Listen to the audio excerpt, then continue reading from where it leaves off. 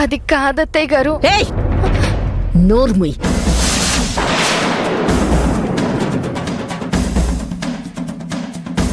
ఇంకొక మాట కూడా నాతో మాట్లాడొద్దు. నువ్వు ఈ ఇంట్లో ఎన్ని తప్పులు చేసినా నేను క్షమించాను. ఇంటి కోడలివే కదా అని సహించాను. కానీ ఈ రోజు నువ్వు చేసింది చిన్న తప్పు కాదు, భగవంతుని పట్ల అవమానం. దీన్ని మాత్రం నేను క్షమించను.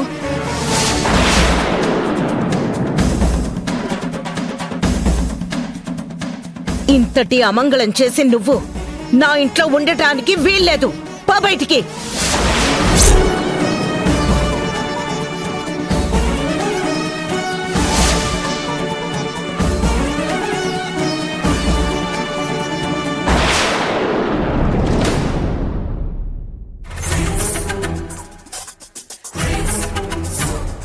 అమ్మో, ఈవిడేంటి ఏకంగా ఇంట్లో నుంచే పొమ్మంటుంది. ఇప్పుడు ఏం చేయగలరా దేవుడా? అత్తయ్య గారు, అది కాదు, నేను... నోర్ముయ్. ఇంకొక మాట మాట్లాడినా కూడా నాలో ఉండే ఓపిక నశించి నేనేం చేస్తాను అనేది నాకే తెలీదు. నిన్ను చూస్తుంటేనే నా కోపం పెరిగిపోతోంది. మర్యాదగా ఇంట్లోంచి వెళ్ళిపోలేల్తా. ఇక జీవితంలో ఇంట్లో అడుగుపెట్టకు. నీలాంటి దౌర్భాగ్యురాలు నీడ కూడా నా ఇంటి మీద పడకూడదు. పో.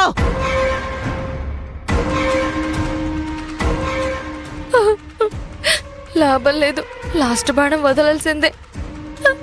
అత్తయ్య గారు, అంత మాట అనకండి అత్తయ్య గారు.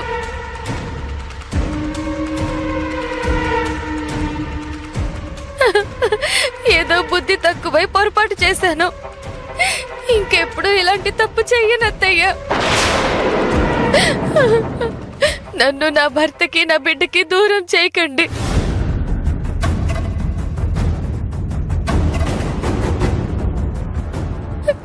నాకు మీరు తప్ప ఇంకెవరూ లేరు అత్తయ్య గారు.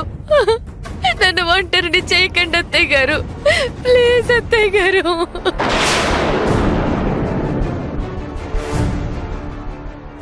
మావయ్య గారు, మీరైనా చెప్పండి. మీ కూతురు లాంటి దాన్ని. మీ అమ్మాయే తప్పు చేస్తే మీరు క్షమించరా? రాజీవ్, నువ్వైనా చెప్పు రాజీవ్, ప్లీజ్.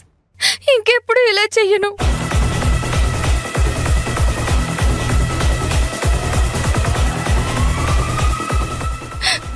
అత్తయ్య,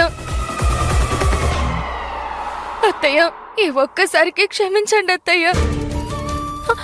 నేను ఇక మీదట అసలు మీకు నచ్చినట్టే ఉంటాను. మీరు చెప్పినట్టే వింటాను అత్తయ్య. మీరు చెప్పినట్టే చేస్తాను.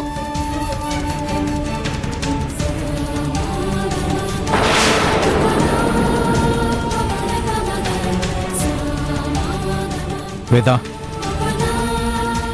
మరీ అంత సీరియస్ డెసిషన్స్ తీసుకోవద్దు. తన్ని క్షమించే. ఇంకోసారి చేయనంటుంది కదా. అవునా ఆంటీ? ఏదో ఆకలికి తట్టుకోలేక చేసింది. క్షమించండి పాపం. నా మీద చాడీలు చెప్పిందే కాకుండా నంగ నచ్చలా సపోర్ట్ చేస్తావా? నీ సంగతి తర్వాత చెప్తానే. పెద్దమ్మా, ఈ ఒక్కసారికి క్షమించేయండి. ఫ్యామిలీస్లో డిస్టర్బెన్సెస్ ఎందుకు? అమ్మా, అమ్ము కూడా భయపడుతోంది. పాపం తన గురించైనా ఆలోచించు. అత్తయ్య, కూల్ అవ్వండి ప్లీజ్. మీరే కాదంటే తను ఎక్కడికి వెళ్తుంది? భావమోహమైనా చూడాలి కదా.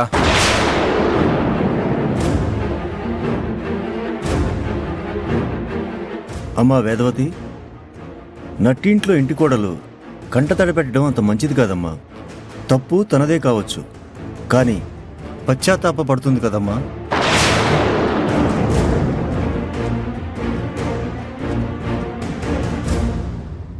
పశ్చాత్తాపానికి మించిన ప్రాయశ్చిత్తం లేదమ్మా. తనని మన్నించు.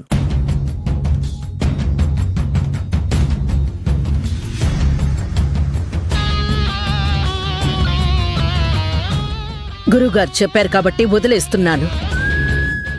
ఇంకొకసారి ఇలాంటి పొరపాటు చేస్తే నిర్దాక్షిణ్యంగా నిన్ను బయటికి పంపించేస్తాను. గుర్తుంచుకో. థ్యాంక్స్ అత్తయ్య గారు. ప్రామిస్ గా ఇంకెప్పుడు ఇలా చెయ్యను. Really really sorry. గురువు గారు, మీరు నన్ను క్షమించండి. నేను ఇప్పుడే తలస్నానం చేసొస్తాను. మీరు పూజ చేయండి. వద్దమ్మా, ఈ పూజ జరగదు.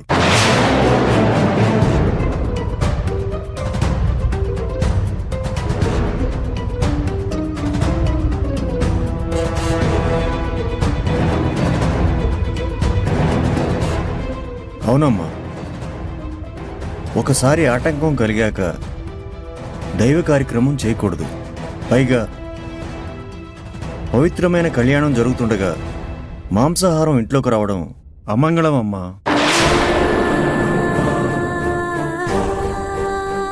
ఇప్పుడు మీ తృప్తి కోసం పూజ జరిపించిన ఫలితం ఏమీ ఉండదు. దీనికి ప్రాయశ్చిత్తం జరగాల్సిందే. అపరాధం చెల్లించాలి. కాబట్టి మరోసారి మంచి ముహూర్తం నిర్ణయించి చెప్తాను. అప్పుడు కళ్యాణం జరిపించండి. మీ మనసుకు బాధ కలిగిన మీ మంచి కోసమే చెప్తున్నాను. అర్థం చేసుకోండి.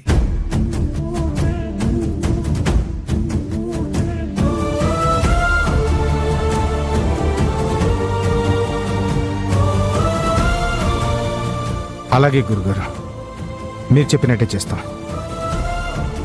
మంచి ముహూర్తం నిర్ణయించి మీరే కబుర్ చేయండి. మేము ఏర్పాట్లన్నీ చూసుకుంటాం. అలాగే వాసుదేవ, మరి మేము వెళ్ళొస్తాం. స్వామి, మీ అందరికీ భోజనాలు చేయించాం. కనీసం భోంచేసి వెళ్ళండి. లేదమ్మా, ఆటంకం కలిగిన చోట, అమంగళం కలిగిన చోట మేము తినవమ్మా. మేము వెళ్ళొస్తాం. శ్రీకర్, గురుగారి సాగనంపురా. సరే మావయ్య, పదండి గురుగారు. రండి.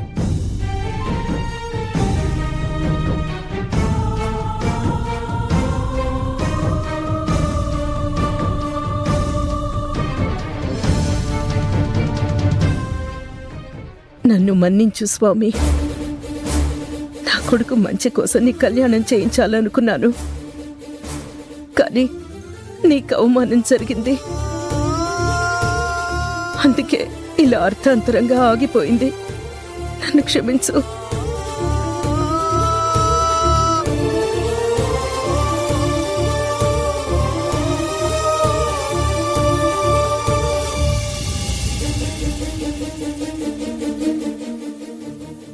వేదా,